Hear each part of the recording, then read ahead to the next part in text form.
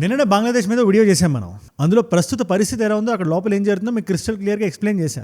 భారతదేశం ఎందుకు ఇంకా సైలెంట్గా ఉంది, సంయమనం పాటిస్తుంది, ఇలాంటి టైంలో ఇలా ఉండడం కరెక్టా కాదా అని చెప్పి మనం మాట్లాడుకున్నాం నిన్న. In Bangladesh, Hindu groups say they faced over 2,000 attacks since Sheikh Hasina's exit last year.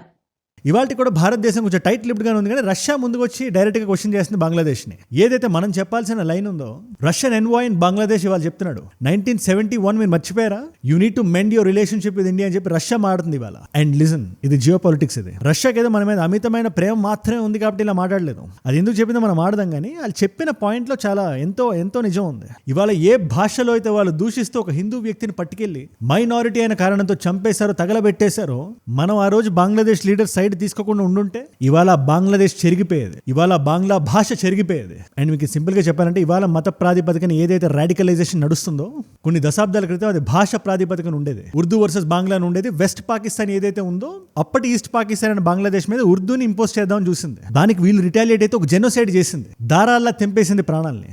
ఏది పాకిస్తాన్, ఏ పాకిస్తాన్ పక్కన అయితే ఇవాళ బంగ్లాదేశ్ నిలబడుతుందో, ఏ పాకిస్తాన్తో అయితే ఒక డిఫెన్స్ డీల్ ఒకటి సైన్ చేస్తుంది, ఇవాళ భారతదేశం మేము విరుద్ధంగా ఉన్నామని చెప్తుందో అదే పాకిస్తాన్. అది మీరు గుర్తు చేసుకోండి చాలు అని రష్యా మాట్లాడుతుంది ఇవాళ. మనందరికీ రావాల్సిన కామన్ పాయింట్ ఒకటే, ఉస్మాన్ హడీ చనిపోయినప్పుడు ఎవరైతే యూత్ లీడర్ ఉన్నాడో, భారతదేశానికి విరుద్ధంగా మాట్లాడుతూ ఆ వ్యక్తి వాళ్ళు లేడు, చనిపోగానే సంతాపం తెలియజేసింది అమెరికా కదా. అలాంటిది రష్యా ఇవాళ భారతదేశం తరపున మాట్లాడుతుందంటే సారీ మీరు అనుకున్నంత సింపుల్ కాదు. అది అమెరికా ఎంత హిపోక్రిటికల్గా ఉన్నా ప్రస్తుతానికి భారతదేశానికి అమెరికా మధ్యలో ఉండే బయలాటరల్ ట్రేడ్ ఏదైతే ఉందో, that is important for India. So ఆ కైండ్ ఆఫ్ కంపారిజన్ ఇవాళ మనం చేయకూడదు. కానీ రష్యా ఇవాళ ఇలా ఎందుకు మాట్లాడుతుంది అని చెప్పడానికి ఒక ఎకనామిక్ రీజన్ కూడా ఉంది, ఒక ఫైనాన్షియల్ రీజన్ ఉంది. వాళ్ళు ఒక $11 బిలియన్ బంగ్లాదేశ్ లో ఖర్చు పెడుతున్నారు. రూపోర్ అని చెప్పి ఒక న్యూక్లియర్ పవర్ ప్లాంట్. దీనికి ఇన్ఫాక్ట్ మన భారతదేశం కూడా హెల్ప్ చేస్తుంది. ఇదంతా ఎప్పుడు జరిగింది టైం లైన్ ప్రకారం మీరు చూసుకుంటే, బిఫోర్ దిస్ మొహమ్మద్ యూనస్, ఈ వ్యక్తి రాకముందు షేక్ హసీనా గారు ఉన్నప్పుడు జరిగిన అగ్రిమెంట్లు ఇవన్నీ. సో బేసిక్గా ఇప్పుడు బంగ్లాదేశ్ ఎకనామికల్ గా వెనకబడితే ఎవరికి నష్టం? రష్యాకి. అండ్ అదే ఇవాళ రష్యా భయం కూడా నిజం. అదే చేదుగా ఉన్నా అదే నిజం. దీనికి ఏదో రష్యాకి భారతదేశం మీద ప్రేమ ఉందా లేదా అని కాదు. Russia and India strategic allies. మనం లోలో ఉన్నప్పుడు రష్యా మన పక్కన నిలబడుతుంది. ఈ విషయాన్ని జయశంకర్ గారైనా పీయూష్ గోయల్ గారైనా చెప్తుంటారు. But not at the cost of any country self interest. ఈ విషయాన్ని మీరు తెలుసుకోవాలి. రష్యాకి ఇప్పుడు నష్టం ఉంది కాబట్టి మాట్లాడుతుంది.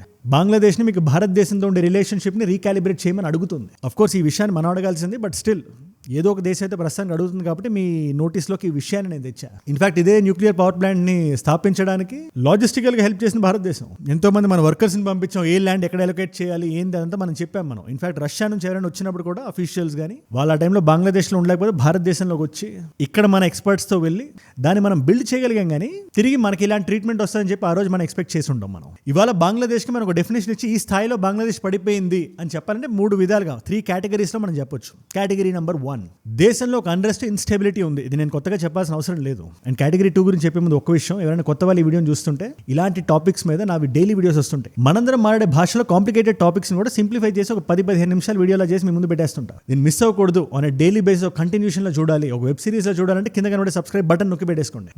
డన్. ఇన్వేస్ రెండో కేటగిరీ చెప్పాలంటే ఇన్ఫ్లేషన్. ఇవాళ నేను చెప్పడం కాదు, ఇది బంగ్లాదేశీ థింక్ ట్యాంక్స్ రాస్తున్నారు. ఏదైతే అన్చెక్డ్ వైలెన్స్ నడుస్తుందో దేశంలో, దానివల్ల దేశపు ఎకానమీ ఓవర్ షాడో అయిపోతుంది అని వాళ్ళు చాలా సున్నితమైన భాష పడ్డారు. కానీ గట్టిగా మాడాల్సి వస్తే లాగిపెట్టి డిప్ప మీద కొడితే ఎలా ఉంటుంది అలా ఉంది సిచ్యువేషన్ అక్కడ ఎకనామిక్ గా బంగ్లాదేశ్లో. GDP growth rate is around 3.35%, inspired by Pakistan. ఏ దేశం అయితే మిమ్మల్ని జెనోసైడ్ చేసిందో ఆ దేశం నుంచి మీరు ఇన్స్పైర్ అయ్యారు. సరే, మీ జీడిపి గ్రోత్ రేట్ వాళ్ళకి దగ్గరగా పెట్టుకున్నారు. ఇన్ఫ్లేషన్ 8.85%. వావ్! దీన్ని పాకిస్తాన్ మ్యాచ్ చేయడం కాదు, ఒక అడుగు ముందుకే వేశారు.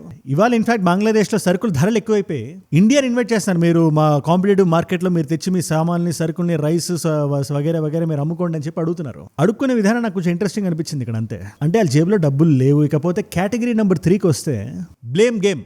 జాగ్రత్తగా చూడండి, ఏ దేశమైనా వీడి వల్లే మన దేశంలో అయిపోయింది, ఈ దేశాన్ని ఏదో ఒకటి చేసేయాలి, ఈ దేశం మీద మనం పడాలి, ఈ దేశాన్ని లాగేయాలి, సిలిగురి కారిడార్ కట్ చేయాలి, 7 సిస్టర్స్ని లాగేసేయాలి, ఇలాంటి పనికి మారిన మాటలు మాట్లాడుతుందంటే ఆ దేశంలో ఒకటి జనాలకు రిసోర్సెస్ లేవు, 2 డబ్బులు లేవు. సో కంప్లీట్గా రాడికలైజ్ అయిపోయి ఉన్నారు కాబట్టి ఇవాళ ఇలా మాట్లాడుతున్నారు. అందుకని మనం జాగ్రత్తగా ఉండాలి. And in fact that is the very reason Russia డైరెక్ట్గా వచ్చి ఒక పక్క మీరు ఇండియాతో టైస్ బెటర్ చేయండి అని చెప్తూనే, ఇంకో పక్క మీరు మాకు ఇప్పుడే ఇంట్రెస్ట్ కట్టాల్సిన పని లేదు, ఎందుకంటే వాళ్ళకి కూడా తెలుసు. సరే, నాకు ఈ సిచ్యువేషన్ ఎందుకు ఇంత వియర్డ్గా అనిపిస్తుంది అంటే, అప్పిచ్చి అప్పును వెనక్కడగడానికి ఇన్ని తంటాలు పడుతుంది రష్యా. అది కూడా బంగ్లాదేశ్ బంగ్లాదేశ్ లాంటి దేశానికి. ఇది ఎవరు 5 years బ్యాక్ అయితే ఎక్స్పెక్ట్ చేసి ఉంటారు కదా, ఇలా ఎందుకు చేశారు రష్యాని బంగ్లాదేశ్ మీరు డబ్బులు ఎందుకు పెట్టారంటే వాళ్ళకి ఎట్లా తెలుస్తుంది చెప్పండి. ఇన్ఫాక్ట్ మనం కూడా ఎక్స్పెక్ట్ చేసామా 5 years తర్వాత బంగ్లాదేశ్ ఇలా అవుతుంది అని చెప్పి. ఒకప్పుడు చాలా ఫ్రెండ్లీ నైబర్ బంగ్లాదేశ్. అందుకని ఖచ్చితంగా బంగ్లాదేశ్ లో ప్రజలకి ఇది ఎక్కేసరికి వాళ్ళ ఇండాక్ట్రినేషన్ ని మొత్తాన్ని, వాళ్ళ రాడికలైజేషన్ ని మొత్తం దాటి ఒక సగటు వ్యక్తికి ఇది తగిలేసరికి ఒక 5-6 సంవత్సరాలు అవుతుంది. అక్కడ నుంచి ఇంకో 5-6 సంవత్సరాలు వేసుకుంటే హిస్టరీ పుస్తకాల్లో రాసుకుంటారు. ఆ రోజు మొహమ్మద్ యూనస్ రాకపోయి ఉంటే ఇవాళ సిచ్యువేషన్ ఏ విధంగా ఉండేదో, ఎన్ని న్యూక్లియర్ ప్లాంట్లు ఉండేవో, ఎన్ని దేశాలతో FTAలు సైన్ చేసి ఉంటాం, భారతదేశం ఎంత హాయిగా ఉండేవాళ్ళం అని చెప్పి తర్వాత మాట్లాడుకుంటారు. కానీ ఇవాళ వాళ్ళకి అర్థం కావట్లేదు, తెలియట్లే. మన సైడ్ నుంచి మన సెక్యూరిటీని బిగించాలి, వాళ్ళ రాడికలైజేషన్ మనకు అంటుకోకుండా మనం చూసుకోవాలి. అండ్ ఆ దేశానికి సంబంధించి మన దేశంలో ఇల్లీగల్గా ఎవరైతే చొరబడి ఉన్నారో వాళ్ళ మీద యాక్షన్, ఇలాంటివన్నీ చిన్న చిన్న పదాలు ఏరి పారేయాలి. మన దేశం పట్ల ఎలిజియన్స్ లేని ఏ వ్యక్తి మన దేశంలో ఉండకూడదు. ఇవాళ మీకు చిన్న ఎగ్జాంపుల్ చెప్తాను నేను. టర్కీ లాంటి దేశం ఉంది కదా, పాకిస్తాన్కి సపోర్ట్ చేసింది. ఇన్ఫాక్ట్ వాళ్ళే తిట్టుకుంటుంటారు ఎందుకు సపోర్ట్ చేసాం పాకిస్తాన్ ఆ టైంలోనే. Reason is very simple. Israel కానీ వాళ్ళు టర్కీ మీద పడింది. జనరల్ గా ఇజ్రాయెల్ ఎనిమీ కంట్రీస్ ఏంటి అని ఎవరినైనా అడిగితే ఏం చెప్తారు? ఇరాన్ అంటారు, లేదా కొంచెం ఒక అడుగు ముందుకెళ్ళి సౌదీ అనొచ్చు, లేదా లెబనాన్ అనొచ్చు, లేదా గాజా అనొచ్చు, లేదా హమాస్ అనొచ్చు, లేదా రష్యా కూడా అనొచ్చు. కానీ ఎవరికి ఎక్కడ టర్కీ అనే పదం వెంటనే మన మనసులోకి రాదు. ఎందుకంటే Turkey is a NATO country, NATO is an American ally, నేటోకి unofficial father is Trump only కదా, ఇది నేను చెప్పలా. మార్క్ రటే చెప్తున్నాడు, ఆయన సెక్రటరీ ప్రెసిడెంట్ ఆఫ్ నేటో ఆయన. సో అలాంటి నేటో మెంబర్ అయిన టర్కీ ఇజ్రాయెల్తో ఎందుకు పెట్టుకుంటుంది? వాళ్ళిద్దరి మధ్యలో ఏంటి గొడవ అంటే, ఇజ్రాయెల్కి టర్కీతో ప్రాబ్లం కాదు, టర్కీలో ఉండే లీడర్షిప్తో ప్రాబ్లం.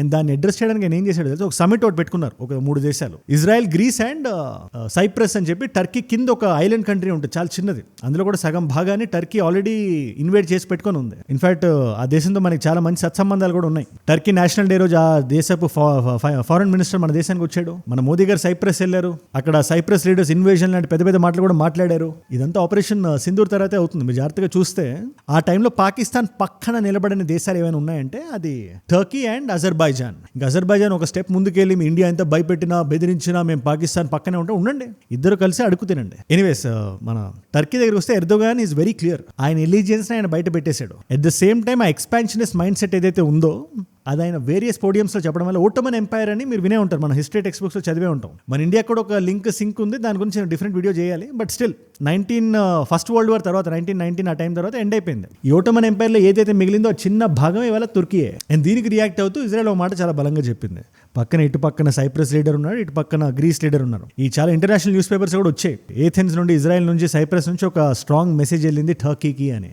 ఏంటి ఆ మెసేజ్ అంటే, ఏ దేశానికైనా ఇక్కడ ఎక్స్పాన్షనిస్ట్ మైండ్ సెట్ ఉంటే దాన్ని వెనక్కి తీసుకోండి. And reestablish their empires and their dominion over our lands. I say, forget it. It's not going to happen. Don't even think about it. అది ఇవాల్టి రోజున జరిగే పని కాదు. అది అంటే అది అక్కడ ఉండే ఒకటే ఒక దేశం is Turkey and Ottoman umpire. దానికి ఇండైరెక్ట్ మెసేజింగ్ అది. ఇన్ఫాక్ట్ ఇవాళ టర్కీకి ఉండే ఎయిర్ ఫోర్స్ సామాగ్రి కానీ, డిఫెన్స్ సామాగ్రి కానీ ఇజ్రాయెల్తో సరితూగదు అది. అందుకని టర్కీలో ఉండే నేషనల్ న్యూస్ పేపర్స్ ఏవైతే ఉన్నాయో మీరు బలంగా మీరు పెంచాలి, మన సరుకు నెక్స్ట్ లెవెల్లో లేకపోతే వీళ్ళు మన మింగేస్తారన్నట్టు రాస్తున్నారు. అండ్ ఈ 3 దేశాలు కూడా మన రీజియన్లో మనమే డెమోక్రసీస్ అన్నట్టు మాట్లాడుతున్నారు. Whether it's Israel or Greece or Cyprus. గ్రీస్తో కూడా మనకు చాలా మంచి రిలేషన్షిప్ ఉంది. ఇంక ఇజ్రాయెల్తో చెప్పాల్సిన అవసరం లేదు. మనం కలిసి డిఫెన్స్ ఎక్విప్మెంట్ ని మ్యానుఫ్యాక్చర్ చేస్తున్నాం. ఒక 2 దేశాల మధ్యలో సత్సంబంధాలు ఉన్నాయి అని చెప్పకుండా చెప్పడానికి ఇంతకన్నా పెద్ద ఎగ్జాంపుల్ ఉండదు. ఎనీవేస్ మన భారతదేశం కూడా పాకిస్తాన్ నెరేటివ్ ని బ్రేక్ చేయడానికి మనం చూస్తాం, కానీ న్యూట్రల్ టైమ్స్ లో మన దేశం ఎంత పెద్ద డెమోక్రసీయో మనం బయటకు చెప్పడానికి మన పిఆర్ యాక్టివిటీ వైజ్ లో మనం కొంచెం ఫెయిల్ అవుతున్నాం. మనం దాన్ని ఇంకా మనం అప్ చేయాలి, బెటర్ చేయాలి. ఇలాంటి సమిట్ లో టర్కీ లాంటి దేశానికి ఇలాంటి ధమ్కి వాళ్ళు ఇవ్వగలుగుతున్నప్పుడు వాట్ ఈస్ స్టాపింగ్ అస్ అనే విషయాన్ని మనం ఒక్కసారి చూడాలి, పరిశీలించాలి. నాకు అక్కడ చిన్న ల్యాబ్స్ కనబడింది కాబట్టి మేము ముందు పెట్టాను. అది ఇప్పుడు బంగ్లాదేశ్ లాంటి ఒక చిన్న దేశాన్ని మనం బయటకు పబ్లిక్ గా వచ్చి మన టాప్ బ్రాస్ లీడర్షిప్ ఏదైతే ఉందో, ఎంఈఏ కాదు, ప్రెస్ రిలీజ్ కాదు, టాప్ బ్రాస్ లీడర్షిప్ బయటకు వచ్చి మీరు జాగ్రత్తగా ఉండండి, మా 7 సిస్టర్స్ మీరు తీసుకోవడం కాదు, మీకు బంగ్లాదేశ్ గ్రేటర్ బంగ్లాదేశ్ రావడం కాదు, గట్టిగా ఆలోచిస్తే 10-15 రోజుల్లో మీ బంగ్లాదేశ్ మొత్తాన్ని మేము మింగేస్తాం అంటే ఇంత స్ట్రాంగ్ లాంగ్వేజ్ చెప్పాల్సిన అవసరం లేదు. బట్ స్టిల్ మా దేశ సమగ్రతకి మీరు భంగం వాటిల్లేలా చేస్తే మీ దేశం అంటూ లేకుండా ఉన్నట్టు చేస్తే మీరు జాగ్రత్తగా ఉండండి అని మీనింగ్ వచ్చినట్టు మనం మాట్లాడగలగాలి. అట్లీస్ట్ ఈ సమిట్ చూసినప్పుడైనా రావాలి ఆ థాట్ అనేది. చాలా మంది జియో పొలిటికల్ ఎనలిస్ట్ల వాదన. ఎనీవేస్ ఈ బంగ్లాదేశ్ ఇంత ఎగబడుతుంది కూడా పాకిస్తాన్ బ్యాకింగ్ ఉందని. పాకిస్తాన్ అంత ఎందుకు ఎగబడుతుందంటే అమెరికా బ్యాకింగ్ ఉందని. మరి ఇలాంటి జియో పాలిటిక్స్ గురించి మనం మాట్లాడేటప్పుడు వంకాయ మునీర్ మనం ఎందుకు సైడ్ పెట్టాలి? ఆయన కొత్త హుకుం జారీ చేశాడు. భారతదేశం మీద దాడి జరిగే ముందు కరెక్ట్గా 2 వారాల ముందు ఎలాంటి స్పీచ్ అయితే ఇచ్చాడో అలాంటి స్పీచ్ ఇంకొకటి ఆఫ్ఘనిస్తాన్ మీద ఇస్తున్నాడు. అగైన్ రీసెంట్గా టర్కీలో సమ్మిట్ జరిగింది, అందులో పాకిస్తాన్ వెళ్ళింది. ఒక సీక్రెట్ కంట్రీ ఒకటి ఉందని చాలా వార్తలు వస్తున్నాయి. ఇలా నేను చెప్పడం కాదు, ఇది ఏంది సీక్రెట్ కంట్రీ చేసే పని? పాకిస్తాన్ అంటే ఆఫ్ఘనిస్తాన్ మీద ఎప్పుడు దాడికి వెళ్ళాలో ఈ సీక్రెట్ కంట్రీ డిసైడ్ చేస్తుందంట. వీళ్ళిద్దరు ఒక పార్ట్నర్షిప్ లో ఉన్నారంట.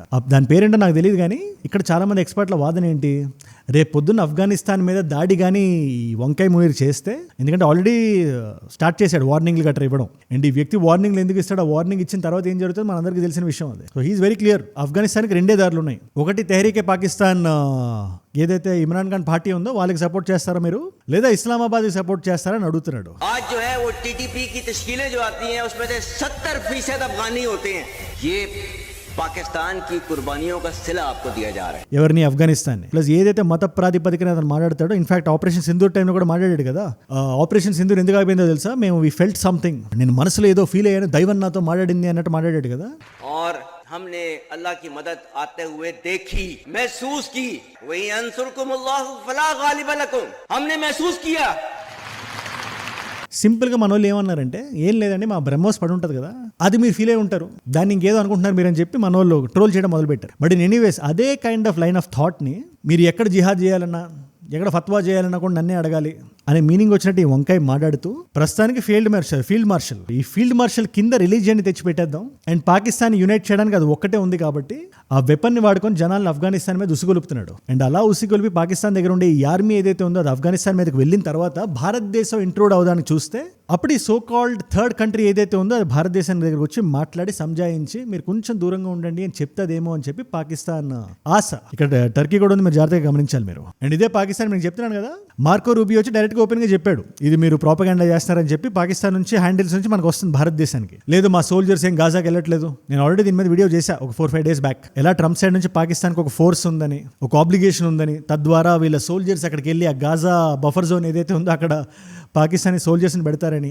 అనే వార్తలు వచ్చాక దీన్ని మార్కో రూబియోనే అసర్టన్ చేశాడు. థ్యాంక్ యూ టు పాకిస్తాన్, మీ సోల్జర్స్ని పంపిస్తున్నందుకు అని చెప్పి మాట్లాడుతున్నాడు.